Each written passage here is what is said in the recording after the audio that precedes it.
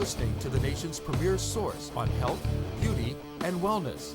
Detroit Nation with Dr. B. Elaine Arterberry. Lifestyle Driven.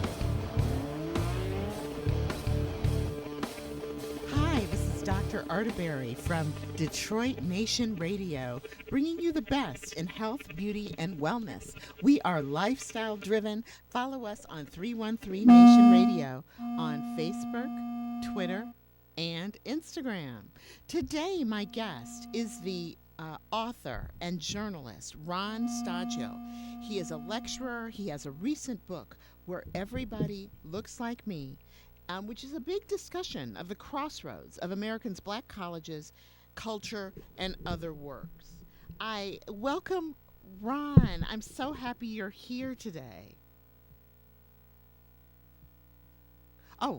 He's going to get on the line in just a couple of minutes, but I'd like to introduce him. I'm going to brag on our Detroit native, Ron. He grew up in Detroit, and today's discussion is really about the importance of HBCUs and maintaining and continuing to support these institutions. I'm going to brag on him. He's an award-winning journalist. He has a 2-decade career. He's been a staff writer for the New York Times.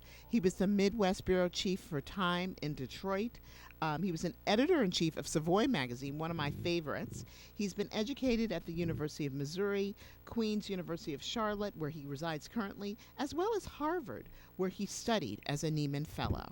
He has several best-selling books, including Redbone, Money, Malice, and Murder in Atlanta, as well as No Free Ride, From the Mean Streets to the Main Street.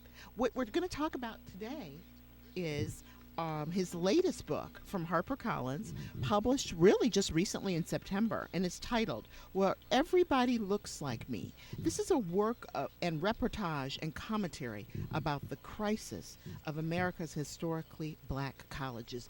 Welcome, Ron. I'm so glad you're here.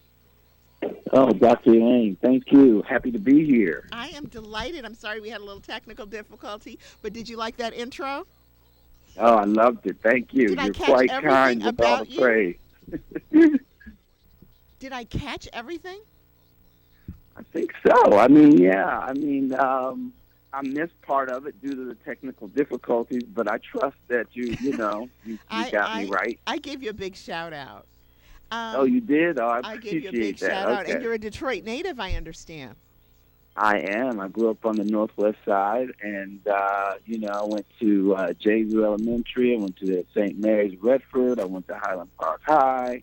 I covered some ground in Detroit. I was bureau chief at Time Magazine in Detroit. I was also worked for the Free Press and covered the auto industry. Oh, yeah. Yeah. Oh, wow. You've had a long career. I'm really interested in discussing your book about the crisis facing the historically black colleges. Tell me about that book and why did you write it? Well, I teach at an HBCU right now after having spent, a career in journalism. And it was just very clear to me right off the bat that, while these institutions have such a great legacy and heritage, and I have a personal connection. Most of, my family attended Tennessee State University, those that were fortunate enough to be educated, and the ones that ended up migrating. This is particularly on my mother's side that migrated to Detroit from Nashville.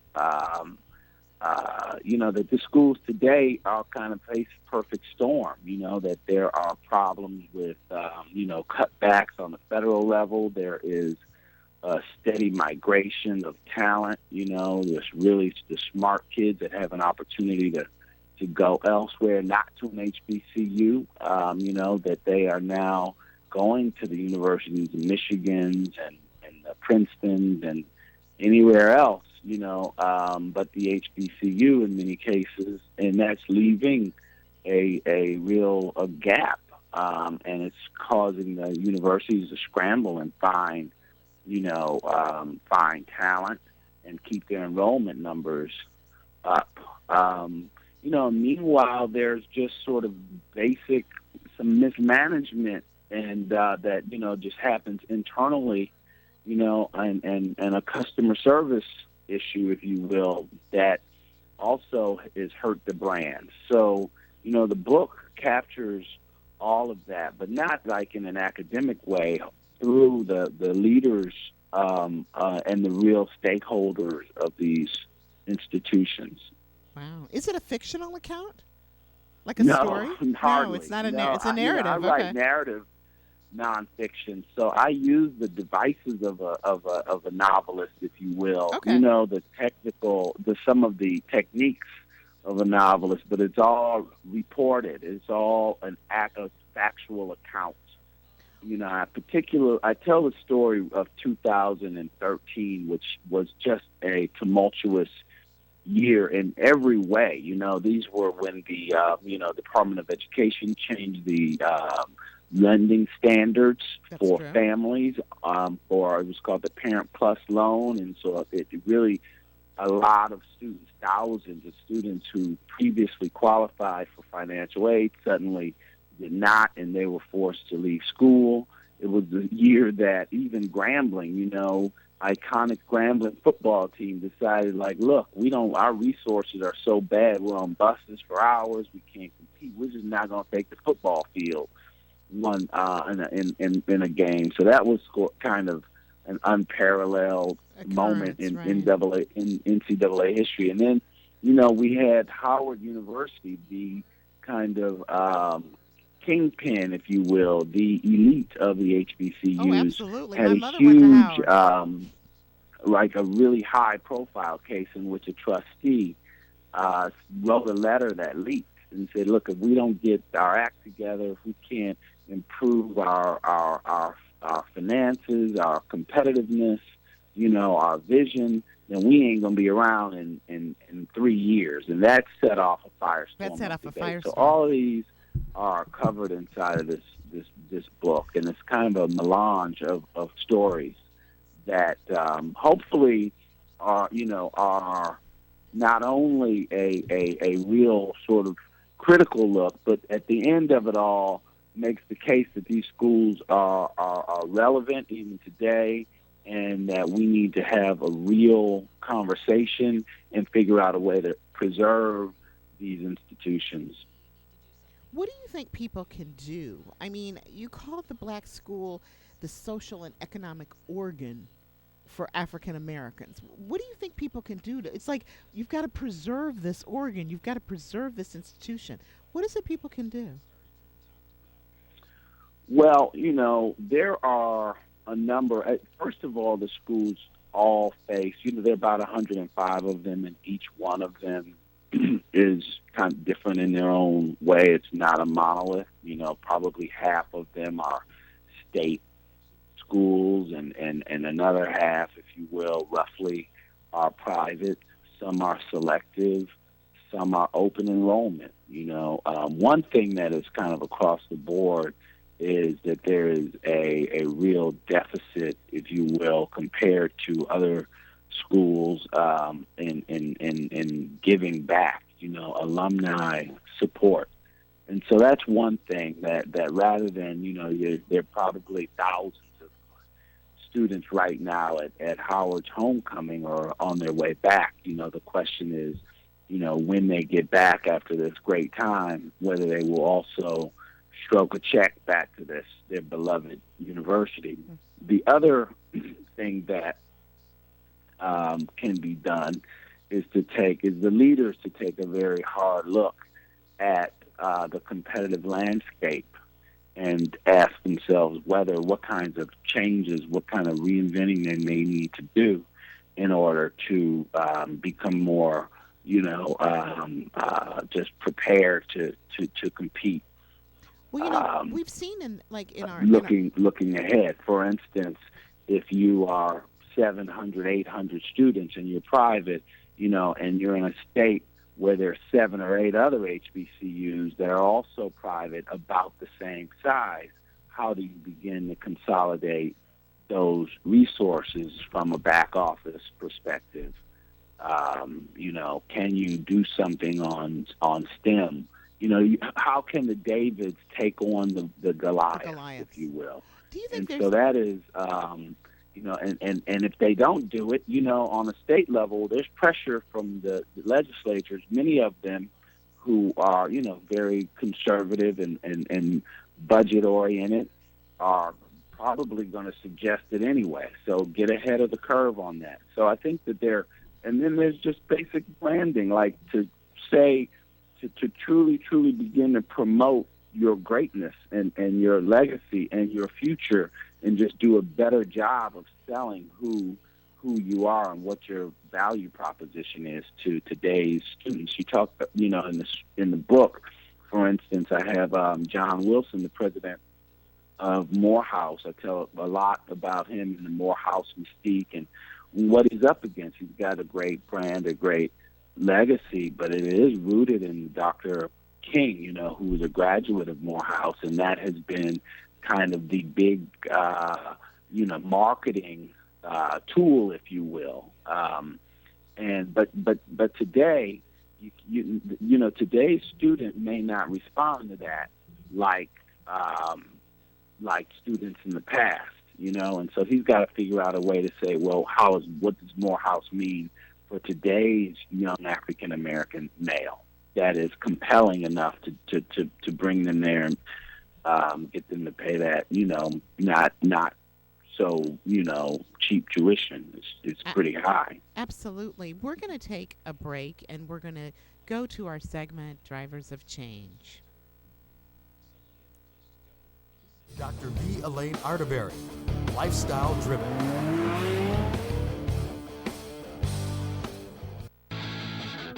Drivers of Change, showcasing to the world the innovators from Detroit, Michigan, and the nation that are shaping the country.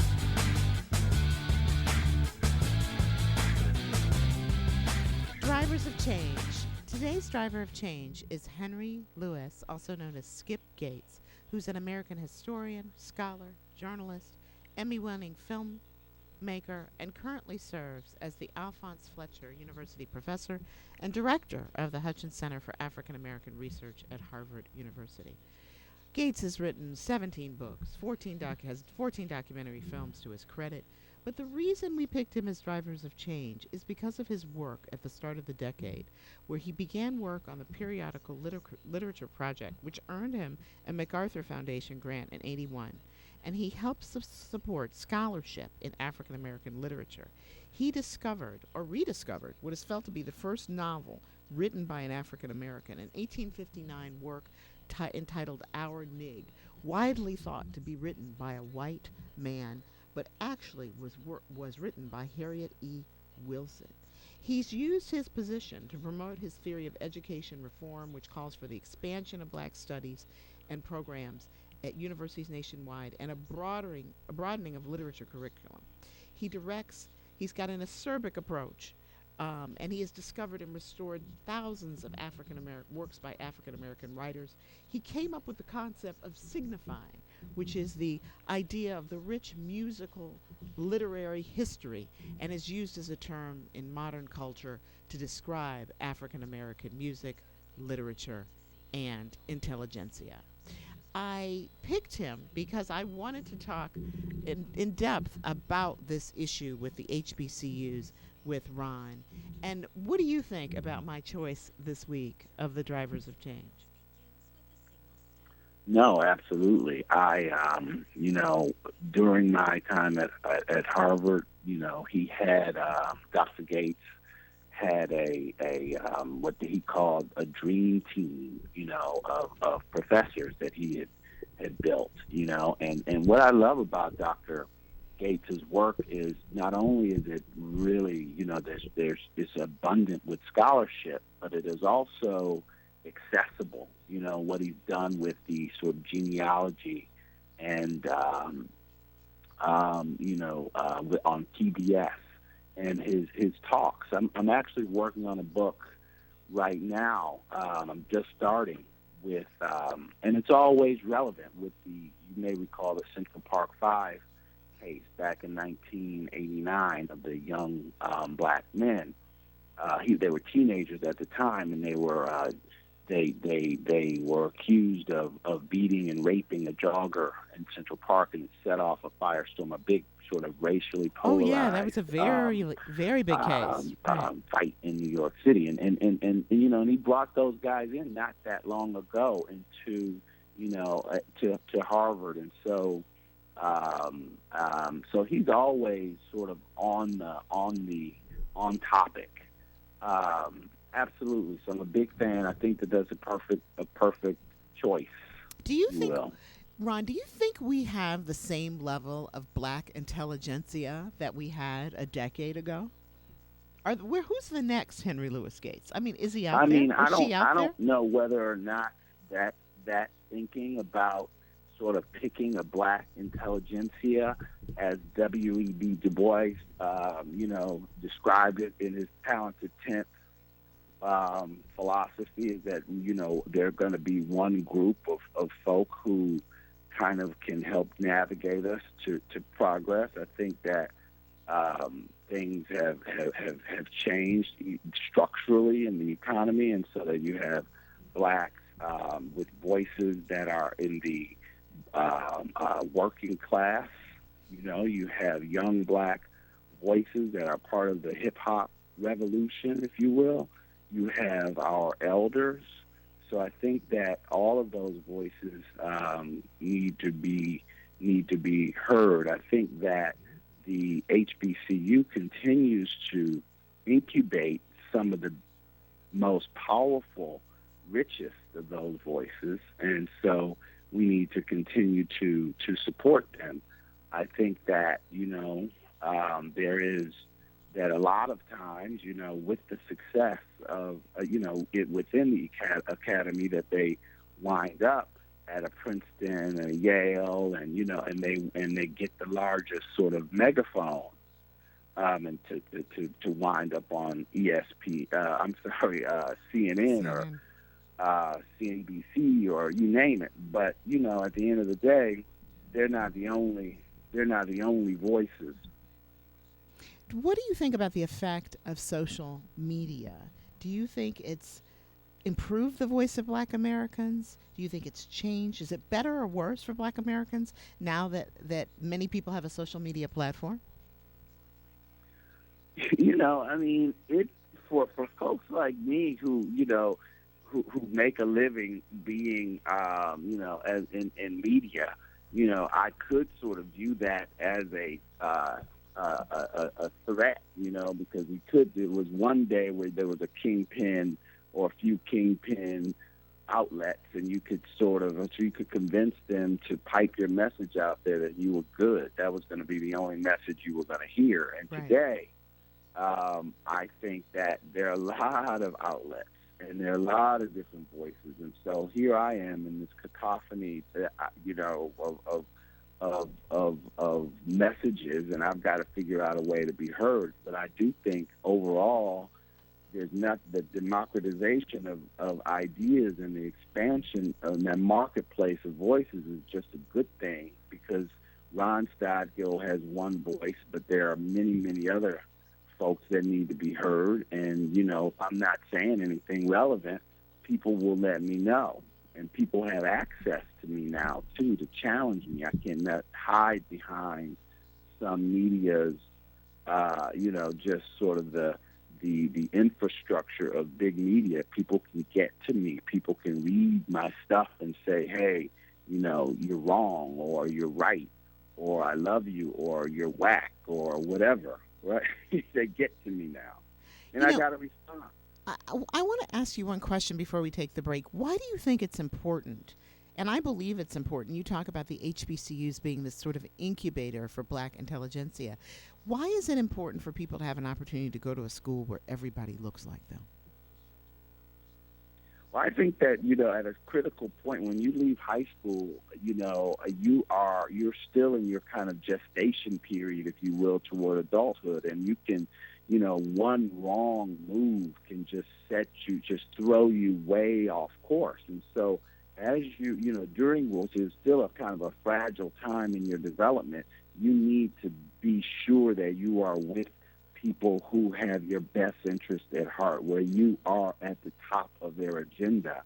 And so I can't, at these schools, these schools, that is kind of, they have a legacy of proving that they, have a secret sauce, if you will, to sort of say, look, you're going to be here for 4 years. We're going to pay attention to you, not just academically, but socially. We're going to look into you. We care, and I think that certain students need that, right? The Not nurturing, all, but right? a lot Yeah. do. Oh, I think many do. I think they don't even know necessarily that they need it. I want Yeah. to ask you, we talked a little bit before the broadcast. I wanted to ask you about, we have a segment in the show that we call the lifestyle driven moment. And we sort of take time for you to reflect, for our audience to reflect, and for you to really sort of synthesize the one thing that you want to communicate. It could be something that you do every day that's helped you become the person you are, or something that you think is important for people to know. Mm. That's well, I have three sons. I have an 18, a 15, and an 11, and so I just spend every day trying to make sure, and it's really not, and it almost is very intuitive, so I can't even take any credit for it. But I just try to I love them, and I try to make sure that they're on point, and I stay in touch with them. And I try to figure out what's going on in their heads, and I try to be the best dad that I can be, and offer everything that's been given to me, because I've been blessed. I was blessed with so many great role models and mentors and people who loved me and were very patient with me as I ran off course many, many times. And so, I just try to wake up and do the same thing to my sons, and then I extend that on to the students that that are under me at the university, and try to touch as many people as I can. Oh, I think that's Positively. fabulous. We're going to take a quick break, and we'll be right back with Ron Stodghill, author of HarperCollins published book, Where Everybody Looks Like Me, a true commentary on the role of HBCUs in our community. We'll be right back. You are listening to Detroit Nation with Dr. V. Elaine Arterberry.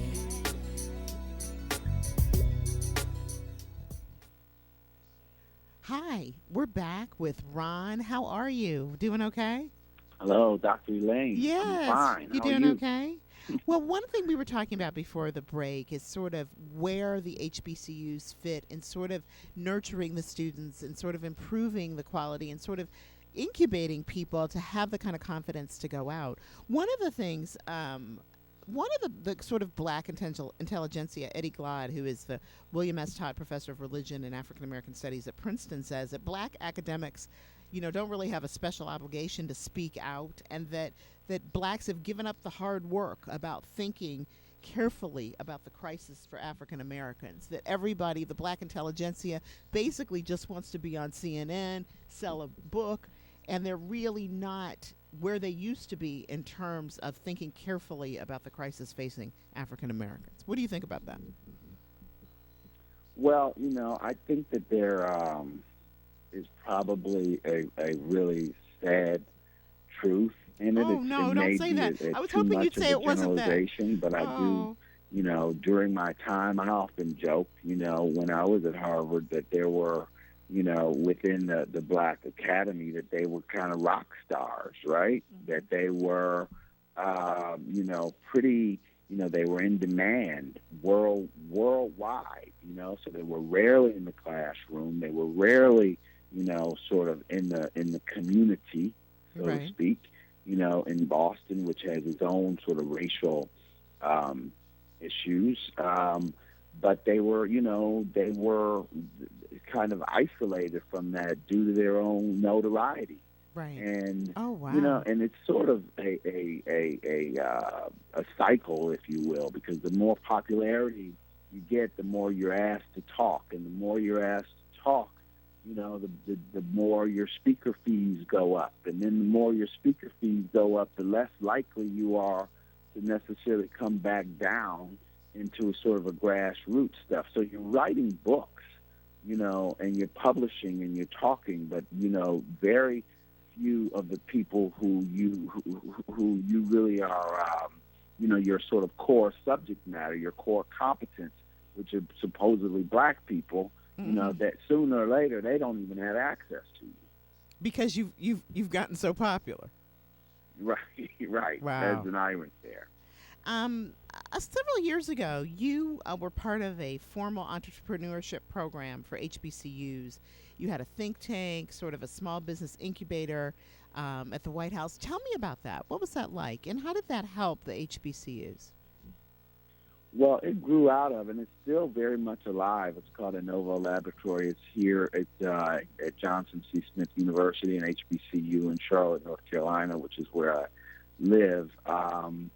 But it just grew out of my writing as a columnist, a business columnist, and the relationships that I had amassed, and I wanted to figure out a way to connect, to create a pipeline from those relationships into the ivory tower, if you will. I felt like the students, were just inside the gates of the university too much and not connecting to the real people driving the city. And at the end of the day, it's going to be your small business owners that drive the city's economy, and they're not only that, they're the ones I think that are the most prepared to take on the challenges, of this kind of new economy. Less and less it's about big business, and more it's about the agility and about the innovation of this next generation of people coming up with real cool ideas that solve modern problems. And they understand a little everything. They understand payroll. They understand, profit margins. They understand new technology. And so I was just like, let me create a program. If I'm going to create great students, this is the group of professionals that they need to be hooking up with, not this sort of senior manager at a large company. That was back maybe, a decade and a half, 2 decades ago, that would have worked. But right now, these kids, there are not that many jobs that are ready to just absorb them, Right. So they may end up coming out and having to create their own jobs, right? And Right. so that was, that's what that program is about, yes. Ron, we have just a few more moments, so I wanted to take some time to talk a little bit more about your book, Where Everybody Looks Like Me. Where can people get it? Is it on Amazon? I know it's published by a big publisher. You can go to, Amazon and order it, whether it's an ebook or a hardcover. You can go to harpercollins.com and you can order it there. If there are bookstores, there's still some that exist.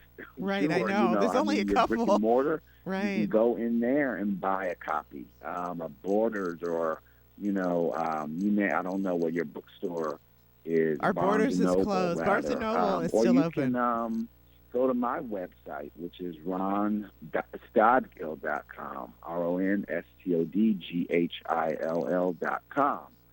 So you plug it in any number of you Google it, and there are any number of places you can get the book.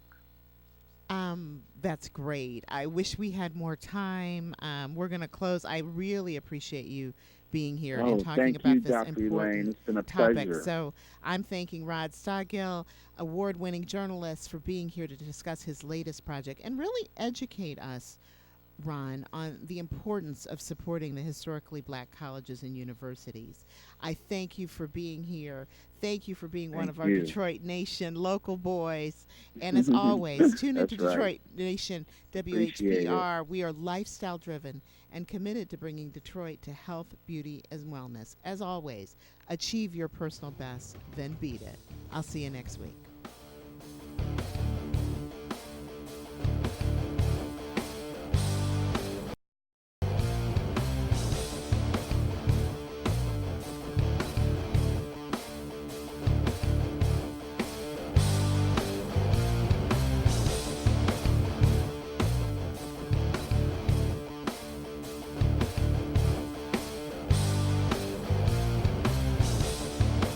Detroit Nation with Dr. V. Elaine Arterberry, driving the nation to health, beauty, and wellness.